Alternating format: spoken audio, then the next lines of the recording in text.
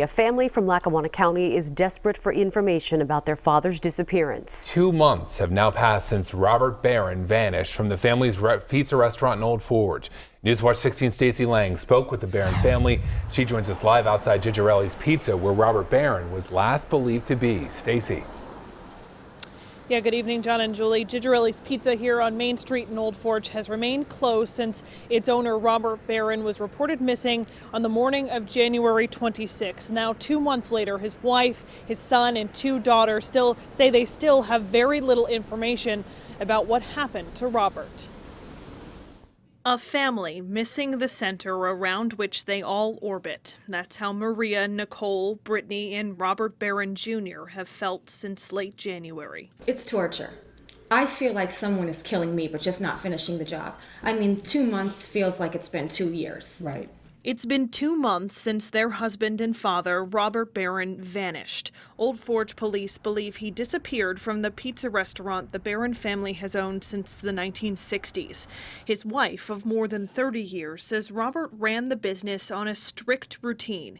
He sometimes slept in an apartment above Gigerelli's so he could meet the dough delivery at 7 a.m. He left around 10:25 that night, January 25th, and that was the last time I saw him.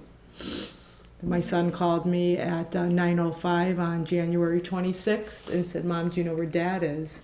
I said, "Well, what do you mean, where is Dad?"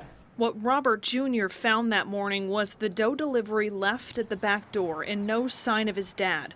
Police were involved a few hours later. Court papers show that inside Gigerelli's they found blood, a tooth, and cleaning supplies.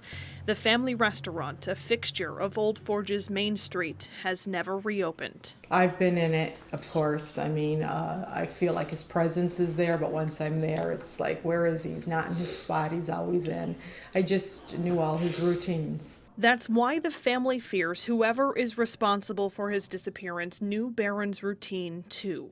I mean, you don't know who you could trust now, so I mean, it's a whole different world, and my father never could adapt to that way of thinking, because I mean, I would mention to him numerous times, we need to get security cameras in here, but he would just kind of brush it off as, you know, nobody's, and of course you never think something like this is ever going to happen either. Stuff like this happens. There's robberies around here all the time. Not one person gets taken out of their business. Right. I mean, it's wild. It's mind-boggling. In the days and weeks that followed, state police, friends, even strangers scoured Old Forge and the wooded areas around it. But now it's been 2 months, and the Barrons only have more questions. I feel like he's going to walk in the door, and I have dreams about him every couple nights, and he's okay. No one hurt him. We're hoping it's that. If somebody would somebody keep him hostage this long? Because he would never not pick up a phone if he had a phone to call us. He would never do that to his family.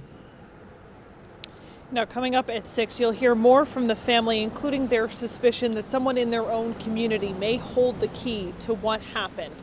The Barrons feel the only thing that they can do now is increase a reward for information. They've already offered up $10,000. They're raising more money through a GoFundMe page, and you can find a link to that page on our website, wnep.com. Stacey Lang, Newswatch 16, reporting live in Old Forge, Lackawanna County.